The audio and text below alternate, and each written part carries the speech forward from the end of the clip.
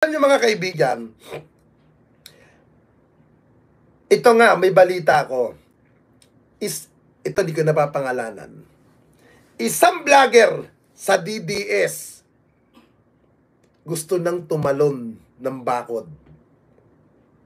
Gusto nang tumalon, humahanap na ng mga padrino para lang makaalis na sa DDS vlogger. Hindi ko na i-mention. Kausap ko ang isa sa mga kadikit niya na nagpapatulong na may angkla sa Malacanang. Clue, Kap.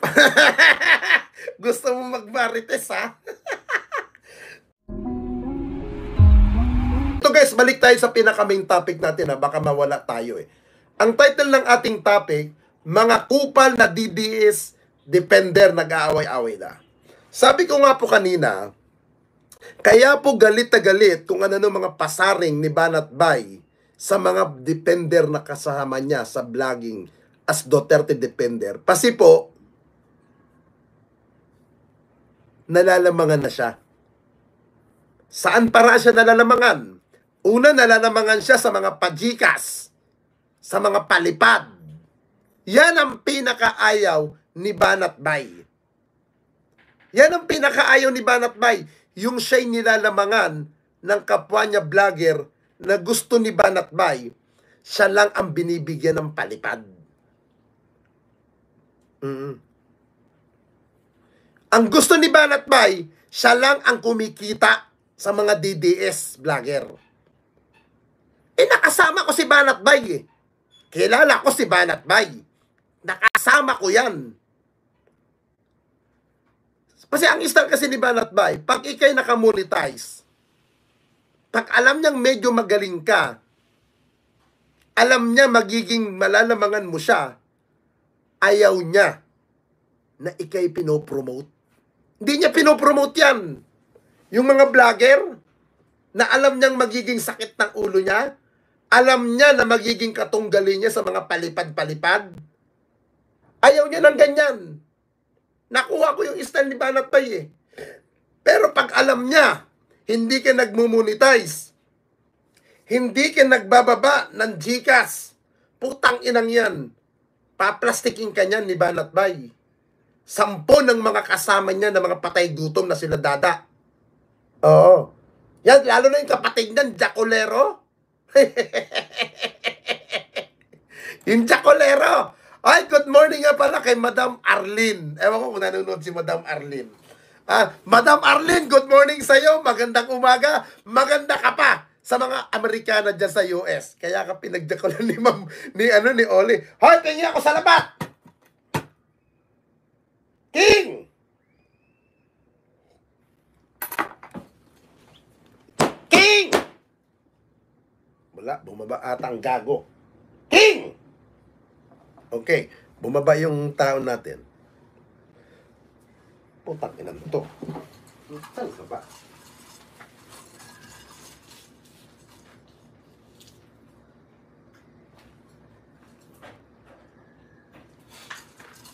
Bumaba nga ang gago. May binili na naman siguro to. May binili to. Yun. Balik tayo doon ha. Yun nga po, ayaw ni Banat Bay na siya'y nasasapawan. Ayaw ni Banat Bay na siya'y nalalamangan ng mga kapwa-vlogger. Alam niyo si Badong, wala yan. Walang tira yan si Badong. Hindi naman dikit ka sa Duterte, si Badong Aratiles. Wala yan. Isa rin budol yan, si Badong Aratiles. Yung putang inang matandang yan. Pero nyo ha, magkakape siya, nagpaparinig sa mga palo. O magpakape naman kayo, magpalipad kayo ng pangkape. Ganyang kainutin lang mga yan. Ganyang katimawa ang mga yan. Ha? Ganyang katimawa. Alam nyo guys si Tomsky ba yun, yung isang vlogger? Anong pangalan ng isang may channel na vlogger? Napanood ko siya na nagagalit siya kay Banat Bay dahil nga ang sinasabi doon ni Banat Bay, for the views na lang ang ginagawa doon ng mga si Tomsky, ni Olo, Tita Missy, yan. Shout out sa'yo, good morning kaibigan. Ang sabi niya kahapon, sa pagpapanood ko sa kanya kahapon, do sa late upload, live niya, nagagalit siya na bakit daw sinasabi ni Banat Bay na karamihan daw ng mga vlogger for the views ang hinahabol, mga ganun, kahit kasinungalingan na lang for the views. Ang sabi nga kahapon ni, anong pangalan nitong vlogger na to? Si Tamski Niolo, Tita Missy. Ang sabi niya nga kahapon, lahat-lahat naman tayo for na ganyan eh. Alam nyo guys, ako siguro maihahambing ko ang sarili ko as political vlogger sa tagal ko ng pagiging vlog. Hindi ako kabilang sa mga vlogger na nagmumonetize. Hindi ako kabilang sa mga vlogger na for the views ang ginagawa sa social media. Kasi po ako, alam na lahat ng mga kabarkada ko, ng mga kaibigan ko, ng mga close kong vlogger, na pag ako nagbablog, laro ang ginagawa ko. Laro, puro laro na lang ito sa akin. Nag-e-enjoy lang ako. Hindi ako yung para pagkakitaan ang mga vlog kong ito, yung sumasahod kay YouTube, kay Facebook, hindi ako nagmumonetize. Hindi kagaya ng mga ibang patay gutom na ibang vlogger, lalo na po sa kampo ng mga defender ni Digong, ni Duterte. Sumasahod na kay YouTube, kay Facebook, gusto pang hututan yung mga follower sa paraan ng mga palipad, pajikas. Ang palusot naman dyan ng isang patay gutom na si Dada na nagbubugaw ng mga kababaihan, naiinggit daw ang mga ibang vlogger sa mga ganong palipad. O yan, nandiyan si Tamski Niolo. Yun, nandiyan siya, nanonood. Kahapon nanonood ako sa iyo, kuya. Ang sabi mo, ay wag mo sabihin, for ano ka lang? For the prinsipyo ka lang? Mga ganun sabi mo kahapon. Ano? Hindi ka Tama naman sinabi mo eh. Lahat nagmo-monetize. Ako lang ang hindi nagmo-monetize dito eh. Sa tagal kong pagiging vlogger, 2004 ako nagsimula. 2004 pero never ako nagmo-monetize. Kaya, doon sa mga DDS vlogger, na mga puki ng ina ninyo, atakihin nyo si Banat Bay. Kung hindi nyo kayang atakihin, bakit? Takot kayo mawalang allowance nyo? Mga buwisit kayo. Speaking of allowance, good morning nga pala kay dating Secretary Martin Andanar. Sir, good morning. I miss you, Secretary Martin Andanar. Sometime kita tayo, boss. Kape-kape tayo. Wala akong pinapangalanan kung sino nang galing ang allowance. Baka mamaya may mga mag-react na naman dyan. Wala akong pinapangalanan. Wala akong pinapangalanan. Kaya po nag-aaway-away, inaaway nila Banat Bay ng grupo niya yung mga vlogger na sila Bistak. Kasi, nalalamangan si Banat Bay. Yan ang pinakaayaw ni Banat Bay. Yung nalalamangan siya. Yung siya nalalagpasan. Ayaw niyang ganun ni Banat Bay. Ang gusto ni Banat Bay, siya lang ang magaling sa DDS. Siya lang ang mahusay. Yan ang gusto. Ito, sinasabi ni Road Sector. Banateros, mukhang pera. Lahat yan. Yan, naging tao ni Banat Bay yan, si Road Sector. Naging tao niya yan. Mukhang pera pala kayo. Mga puki ng ina ninyo. Mga mukhang kwarta. Nakamonetize na. Nang buburaot pa sa follower. Nangihingi pa kayo. Nangihingi pa kayo ng mga pajikas. Mga puki ng ina ninyo. Alam nyo, kahit na magaganyan-ganyan si Bisdak, si BMR, talagang patay gutom ang dalawang yan. Di ba? Puros-puro kayo Sara. Lalo na si Jiggy Barra. Wala yan. Si Jiggy Barra, kupal yan. Isang patay gutom din yan. Ilang follower ang hinututan yan?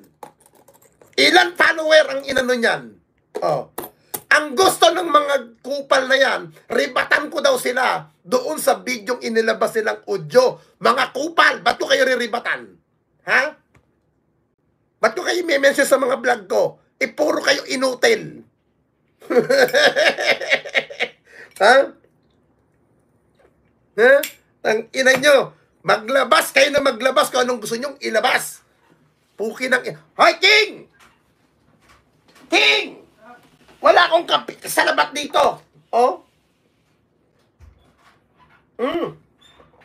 Lala! Bumaba ka pala? Timpla mo ko sa labat. Ha? So, sasabihin nyo, puro kayo sa bayan? Puro kayo sa pagmamahal? Puki ng ina ninyo. Oh! Di ba? Kung talagang para kayo sa bayan, kayong mga DDS. Ha? Ito gawin ninyo ngayon umaga. Pumila kayo at halikan nyo itong pet ko. Oh, halikan nyo yan. Oh, halikan nyo. Dahil mga tanga kayo, mga bobo kayo, halikan nyo ang pet ko. Di ba? Sasabihin nyo, para kayo sa bayan, may pagmamahal kayo sa bansang Pilipinas, puro ka bullshitan. Ha? Ha? O nasaan si Sara Duterte? Nasa Germany. Hindi ba nakakahiya? Ha? Hindi ba nakakahiya? Vice President ka? Ha? Kayong mga DDS, atat kayong mapatalsik si Pangulong Marcos? Atat kayong mapabagsak yung mama? Tapos may bagyo tayong kalamidad? Saan pumunta si BP Sara? Sa Germany. Anong ginawa ni BP Sara sa Germany? Nagpakasarap. Oh. Naglambier na. Yan ba ang may serbisyo? Yan bang may malasakit? Ha? Mas inuna niya pa ang kasiyahan niya para sa kasiyahan ng ating mga kababayan na nasa kalamidad. Ha? Ito guys, hindi sa pagmamayabang, ha? Halos lahat ng mga content creator na mga kilalang vlogger, nandiyan sila Bistoyo. Ha?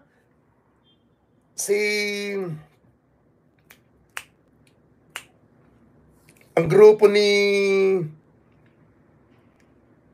Moy Palaboy, nila yung taga Las Piñas, saka yung pampapwit na vlogger, yung iba hindi ko mabanggit ang pangalan, nakalimutan ko.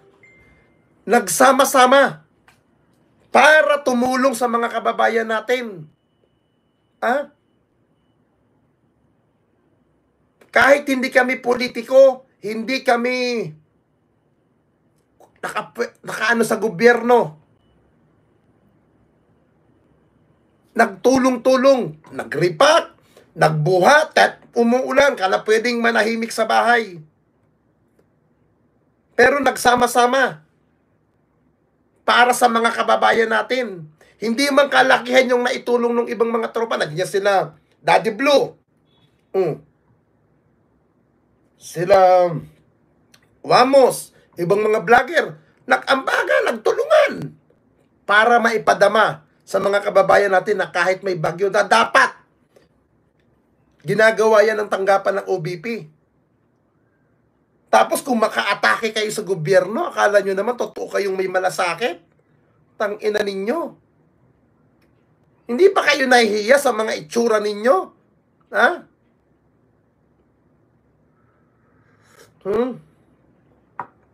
Ano? Kap, huwag kang maninigarilyo, may hika kasi ako. Bakit ka may hika? Nanonood ka lang. Magkatabi pa tayo. Binubughan pa kita na sigarilyo. Diyos ko naman, huwag kang kasi raulo. Alam niyo mga kaibigan, ito nga, may balita ko. Ito di ko napapangalanan. Isang vlogger sa DDS gusto nang tumalon ng bakod. Gusto nang tumalon, humahanap na ng mga padrino para lang makaalis na sa DDS vlogger. Hindi ko na i-mention. Kausap ko ang isa sa mga kadikit niya na nagpapatulong na may angkla sa Malacanang. Clue, Kap. Gusto mo magmarites, ha? Tignan natin ako makasagot sa tawag ko to. Ha? Kasi yung binubugaw niya atang mga babae. O, nagkakaroon na kayo ng clue. Yung mga binubugaw nila.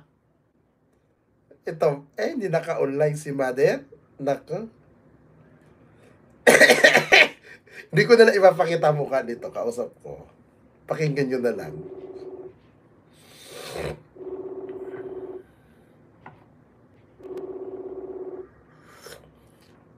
Ang problem, kung nanonood din ito sa akin ngayon, hindi sasagot to.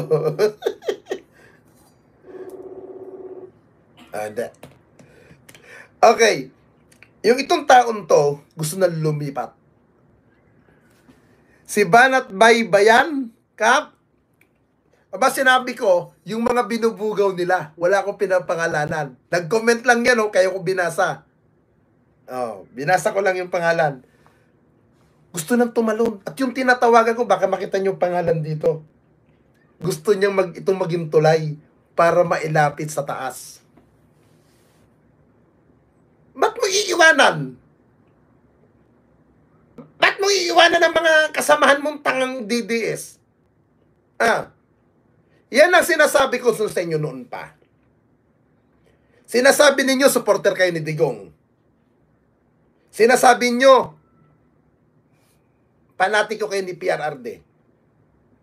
Hindi naman sa pagmamayabang, ang mga nakasabayan kong mga vlogger nung panahon ni Duterte, nung tumatakbo, yan, sila Mocha, sila Rio, hanggang si Rio, nagbabalik na uli, nagpo-political vlog na si Rio ngayon. Si Banat Bay, hindi naman yung DDS vlogger talaga eh. Kailan lang nag-DDS yan? Nung na-appoint na si Mocha. Siya na ang humahalili kay Mocha. Yan, sila Drew. Yan, kami-kami nila Drew, Olivar. Nila Dante Maravillas, kami-kami nun. Bilang na bilang. Wala pang Bisdak Pilipinas niyan, wala pang BMR. Kailan natutong mag-vlog ang mga yan? Kailan lang natutong mag-vlog? Kaya mga umaako na mga DDS, ang tunay na supporter ni Digong, alam nyo, kahit na ako'y naging anti-Duterte na, ako, bakit? Bakit yun nasasabi na ako ay supporter ni Digong? Kasi nung sinabi ni dating Pangulong Duterte na tulungan, suportahan ang bagong administrasyon na si Pangulong Marcos, walang kairap-irap, sinunod ko. Sinunod ko ang kanyang panawagan bilang supporter. Sumunod ako.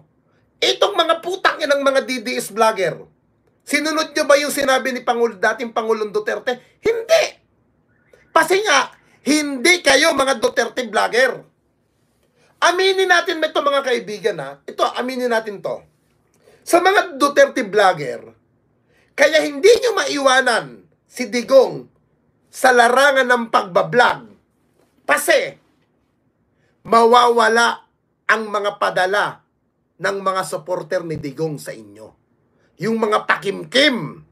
Di, totoo yan. Totoo yan. Totoo yan. Nung hindi ako nagiging anti-Duterte, nung mga panahon na yon, marami nagpapadala sa akin ng pera ng mga OFW. Ninyo, pang merienda mo. Minsan papadalan ka 20,000. Ninyo, pang snack mo. Ninyo, pandagdag mo dyan sa paggala-gala mo. Bigyan ka, minsan $200. Totoo yan! Hindi ako kasi nagpapa-Gcash nun. Puro padala nila sa akin, Palawan, Western, Cebuana, o Telegram, MoneyGram, mga ganon. Nung ako'y naging anti-Duterte, lahat yun naputol. Yung mga padala ng mga OFW. Sa akin, walang problema. Walang problema yun. Yan ang ikinakatakutan ng ibang mga Duterte vlogger. Yung maliban mawala ang padala ng mga supporter ni Digong na mga tangat, bobo. pati yung mga pajikas. Takot kayo mawala. Kasi dito sa mga ito huwag masasaktan dito yung mga BBM supporter na mga mga talagang solid ni Pangulong Marcos. Walang nagpapadala dito ng ganun. Wala. Walang nagpapajikas. Walang nagpapadala ng pang merienda, walang ganun. Kaya ayaw nyo. Di ba? At least dito, sa administrasyon ni Pangulong Marcos, hindi ka makakarinig ng salitang putang ina sa bibig niya. Binabato ninyo si Pangulong Marcos na kung ano-anong kaletsihan, paninira. May binato ba si Pangulong Marcos na salita na putang ina ninyo? Wala kang maririnig. Bagkus yung mama, puro trabaho, trabaho, trabaho. Mas inuuna niya ang kapakanan ng mga kababayan natin kaysa magpatulan ang mga walang kakwenta-kwentang pinagkasabi nung dating Pangulo. Nung isang araw lang, last week, Martes ng hapon, may nakasalubong ako, dating undersecretary ng Duterte administration. May nakasalubong ako.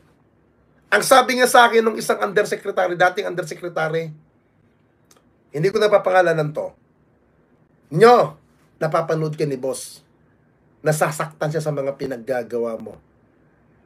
Ang sagot ko, sinunod ko naman yung sinabi ni Pangulong Duterte Nasuporta si Pangulong Marcos. Ngayon, kung may awayan silang dalawa, sabi ko sa undersecretary na yon, labas na ako dyan sa awayan nila. Sinunod ko lang ang sinabi ni Pangulong Duterte. Tulungan, suportahan. Yan ang ginawa ko. Ngayon, may paglabag ba akong ginawa doon? At yung kung mayroon man akong binabakbak kay Digong, base yan sa naging experience ko sa kanya noon. At yan ay nakikita sa mga balita. Hindi ko gawang kwento. Ang masama ron, magbablog ka, gagawa ka ng kwento na wala naman pinagmumulan ng source.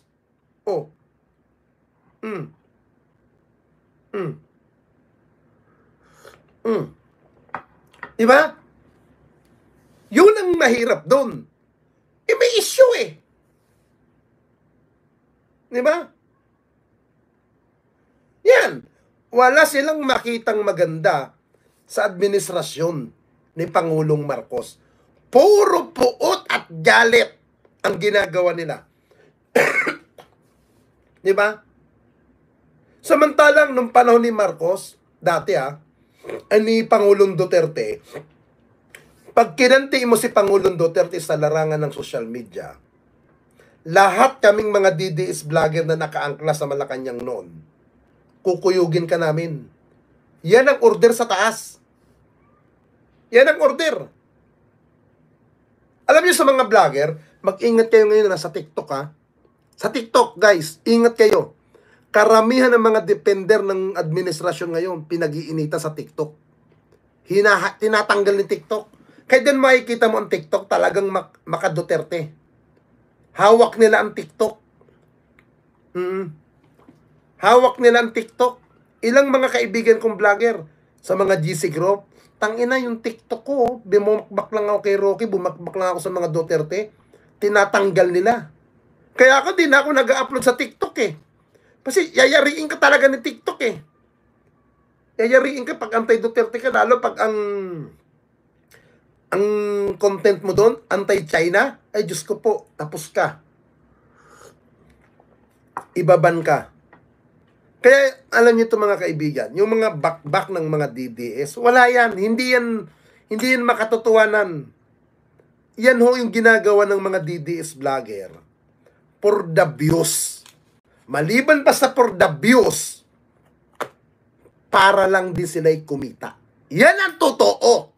Ngayon, ang gawin ninyo, kung hindi kayo takot kay Banatbay, na panot, sa kapatid niyan, Jacolero, na piling mahusay, murahin ninyo. Lalong-lalo na yung patay gutom na si Master Judiyang kupal na inutil. Yan, nahampas lupa, batugan. Totoo naman Hoy, Judiya, isa kang batugan. Naman, O nga naman. Kap, ayos lang ang baog. Yan. Para di na kumalat ang lahi. Hindi, may punto ka dyan. Tama naman yan. Para hindi na kumalat yung makikitid ang utak na kagaya ni Judea. Tama. Pero, alam mo, Judea, pangit eh. Nagpapanggap kang lalaki ka, macho ka. Pero pare, hindi kita sa binabastos, Judea. Walang kwenta ang bayag mong luslos. Oo. Langis sa kabag. Kayo, puro kayo katarantaduhan mga ginagawa nyo dyan sa comment section. Ha? Puro kayo kaunggoy ang ginagawa nyo dyan sa comment section. Mga putragis kayo. Linggo na guys, nagsimba na ba kayo? Nagpasalamat na ba kayo sa Puong May Kapal na tayo'y nagising ngayong araw ng Sunday? Ha? Dapat magpasalamat tayo sa araw-araw na natanggap na biyaya natin. Lagyan mo ng langis mula Baguio. Yes! Magtiwala ka lang! May trust condom dito. Alam niyo naman kumpleto ako sa ganyan bagay. Ha? Ito mga kaibigan, yung sinasabi nila nag-aaway-aaway sila.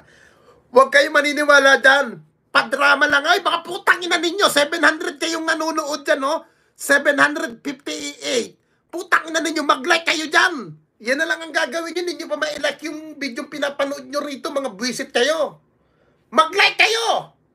Puro kayo, ano dyan. I-like nyo yung video na yan. Putang ina talaga mga nanonood na nga lang kayo. Kaya minsan ayoko mag-live sa ano. Yan kuya. Yan niya, Kuya Mike Cervera. Positive pala yung kagabi. Confirm pala yon. Wala pang, hindi pa ata naka-online si General Gilbert Cruz eh. Hindi pa naka-online si Sir Gilbert eh. Baka tulog to. Yun. Confirm yun. Bahay nga ni Roque yun. Oh. Ako, resident ako ng Baguio. Butante ako ng Baguio City. Kaya alam ko, nadaanan ko na yung bahay ni Harry Roque doon. At naging president pa siya ng Homeowner Association sa subdivision na yon. Naging Homeowner Association pa siya doon, president. Nakakahiya. Ang mga wanted na mga Chinese itinatago niya. Diyos ko po. Anong palusot? Ang gagawin ni Harry Roque doon? Ha? Mga DDS! Ipagpatuloy nyo ang katangahan nyo at kamangmangan nyo. Ha? Ipagpatuloy nyo ang kamangmangan ninyo. Ha? Magtakamangmang kayo, mga puki ng ina ninyo. Diyan kayo magaling, mga putang ina ninyo. Puro kayo reklamo sa gobyerno. Ha? Mga hayop kayo. Ito, dilaan nyo itong pit ko, putang ina ninyo. Ayan, dilaan nyo. Putang ina ninyo. Dilaan nyo. Putang ina ninyo. Against mga kaibigan, ipagdasal natin parate ang ating bansa. At syempre, huwag tayong makakalimot na magpasalamat sa ating Puong May Kapal. Sa araw-araw, sabi nga, hindi po magtatagumpay ang gobyerno ni Pangulong Marcos kung tayo ay hindi nakikipag-cooperate sa kanyang pamahalaan. Ang tagumpay ng pamahalaan ay sa tulong ng bawat mamamayan. Kahit na po sinong pangulo pong maupo sa gobyerno, kung hindi tayo magsusumikap sa buhay, kung hindi tayo magtatrabaho, hindi po tayo makakakain. Wala po sa gobyerno ang ikabubuhay natin. Lagi nyo pong tandaan yan. Tulungan natin ang gobyerno ni Pangulong Marcos. Huwag natin hayaan na magtagumpay ang mga demonyo na gustong makabalik sa kapangyarihan para lang lamang sa kanilang mga interes na mga gawain. Wag na natin. Kita nyo naman mga kaibigan, panahon ng bagyo, pagpasok ng bagyo, yung Vice President biglang lumipad pa Germany. Anong klaseng Vice President yan? Yan bang ipinagmamalaki ninyo? Mga kaibigan, pagkatapos po ng live, pumunta po kayo kay Mike Cervera. Maganda rin po yung vlogger. Mahusay din po yung mag-explain. Again, lipat po kayo kay Mike Cervera. Support niyo po. Again, happy Sunday everyone. We love you all.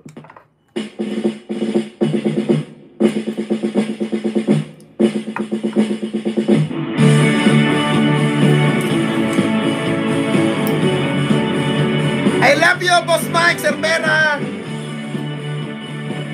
Yo, what's up mga tropa peeps? So, ayun po, napakinggan nyo naman yun. Sabi ni Kuya Nino, from reliable source na meron pong tao na nakausap si Kuya Nino na nagsasabi na gusto na daw po nitong si Banat Bay na umalis na, na lumipat na dito po sa, kumbaga, maging pro-government vlogger. Ngayon po, alam nyo, yung nakalagay dyan na picture, nakuha natin yan sa FB page ni Banat Bay. Nakita ko, di ba, nakasuot na siya ng SMNI. Hindi naman maikakaila na talagang siya po ay, kumbaga, tauhan na talaga ni Kibulok. Kahit na nung una ay meron siyang sinasabi ditong hindi maganda, tinawag niya itong bulaang propeta, sablay nga daw po talaga pagdating sa relihiyon. Diba? Pero kinampihan pa rin niya. Kumbaga ngayon, naisip ko lang. Hindi kaya to si Banat Bay, baka natatauhan na kasi nakikita niya naman yung kaguluhan sa KOJC. Nakikita niya naman yung mga mali siguro. Baka nakikita niya naman di ba? Baka naiisip din niya bago siya matulog, di ba? Na ano ba tong napuntahan kong grupo na to? Ano ba tong kulto na napuntahan ko? Kasi ito si Banat Bay, relihiyoso yan. Kada pagkatapos niya na patapos na siya mag-live na nagbabasa yan ng yung Bible verse, meron siyang mga sineshare na mga tungkol sa Biblia, nangangaral siya ng kaunti patungkol sa Biblia. Medyo hindi lang akma sa kanya kasi syempre 'di ba pagkatapos niyang bumanat, 'di ba, tapos biglang magba-Bible verse, 'di ba, parang hindi lang akma. Pero di ba, yun ay isang pagpapatunay lang na meron siyang alam sa Biblia at siya po ay isang medyo relihiyosong tao. Ngayon, kapag ikaw kasi nagbabasa ka ng Biblia, kabisado mo yan at alam mo kung ano nilalaman ng Biblia. Dito kay Kibulok sa kulto niya, nako alam nga niya na bulaang propeta to Ang dinadasalan dito si Kibulok. Ang dinidiyos dito si Kibulok. Actually, yung Son of God nga na yun, yung God nga na yun, hindi nga natin alam kung sino yung God ni Kibulok, di ba? So, siguro baka napapansin ni Banat Bay o baka naiisip niya na nasa mali siya. Baka nasagi minsan sa isip niya, nasa mali ako di ba? Baka na pagtanto niya mali itong nasalihan kong grupo na ito kasi katulad nun yung pagwawala nila sa Davao City, sa totoo lang po, ang dami pong nadismaya doon. Ang dami pong tinignan ang KOJC kung noon naiisip nila relihiyoso, mga dissenting tao. Ngayon, dahil po sa ginawa nilang pagwawala doon sa harapan ng KOJC, doon sa highway, sa CP Garcia, ang tingin na po ngayon ng mga taga Mindanao dito sa KOJC ay kulto. Kasi nga po, hindi po normal yun na ang dinadasalan at ginawang patron, ang nagputong pa, ang naglagay pa ng corona ay si Gloria Macapagal Arroyo. Ano ba si Gloria Macapagal Arroyo? Diba? Biruin mo, yung patron ninyo, ang nagputong si Gloria Macapagal Arroyo, ang sinusuka na ex-president ng Pilipinas. Ang daming hate na hate yan, si Gloria Macapagal Arroyo. Kaya nga alam nyo, dito nga sa amin sabi, hindi ka totoo yung kulam na yan. Hindi totoo yan. Sabi ng mga tao dito, sabi ko, bakit po hindi kayo naniniwala sa kulam? Di kung totoo yung kulam, di sana matagal nang patay si Gloria Macapagal Arroyo. Sabi ko, bakit po? Marami kaming mga taga rito sa lugar namin. Dito sa probinsya, sa Cavite, maraming nagagalit diyan kay Gloria. Ayaw nila kay Gloria. Kita niyo kung totoo yung sinasabi nga daw na kulam na yan, di syempre, sino ba uunahin nila? Yung pinagbubusita nila noon, si Gloria. Diba? Kaya po, alam nyo, etong patungkol po dyan kay Banat Bay, baka natatauhan eh. Baka naiisip na nila.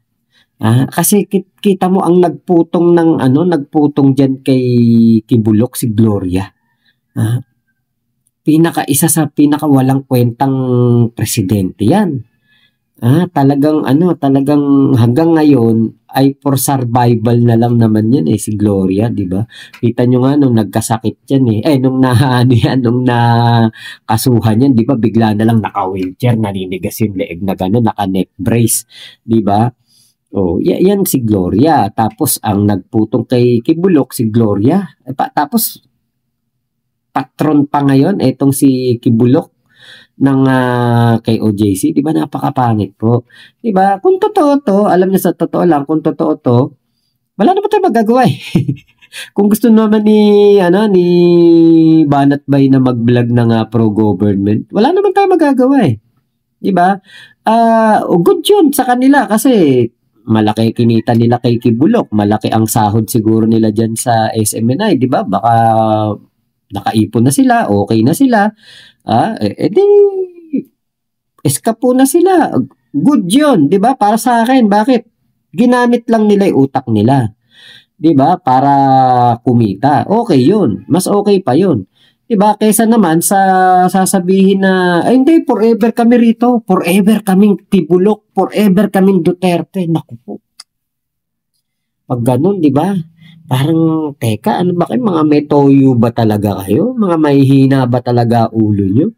Hindi porke kalbo pangangatawan nyo ng mga bobo kayo, di ba?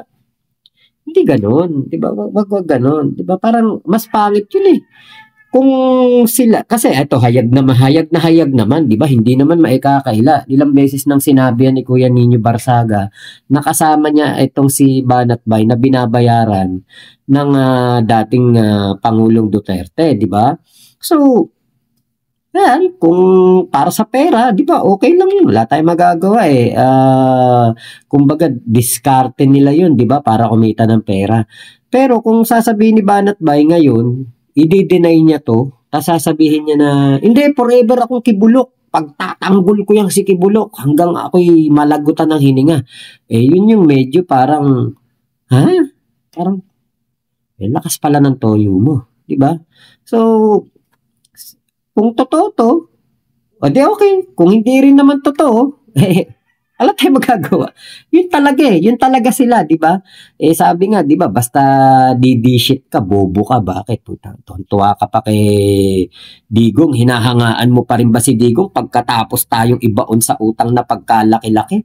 Pagkatapos na hindi gumawa ng flood control program nung siya ang namumuno, tapos ngayong mga may baha, isisisi kay PBBM ang lahat ng baha na yan? Diba, sa loob ng 2 taon, biruin mo, flood control program, isisisi kay PBBM. Samantalang yung 6 na taon, na namuno etong si Digong, hindi nila naisip yun. But kung maganda ang flood control program ni Kibulok, ni Kibulok, ni Digong, wala nang baha ngayon. Diba, ibig sabihin lang nun, flood control program ni GMA, flood control program ni Pinoy, flood control program ni Duterte, lahat basura. Basura. Di ba kita niyo? Dolomite, puro basura. Yung dyan sa, creek, dyan sa may Makati ba yun?